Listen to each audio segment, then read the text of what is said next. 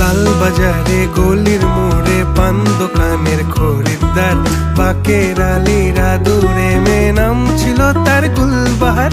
লাল বাজারে গলির মোড়ে পান দোকানের খরিদ্দার, বাকের আলীরা দূরে মেয়ে নাম ছিল তার গুলবাহার। নাম ছিল তার গুলবাহার, দেখতে ভারী চমৎকার, তুলনা যে হয় না তার হোসনে আরা গুলবাহার। বাকের আলীরা দূরে মেয়ে নাম ছিল তার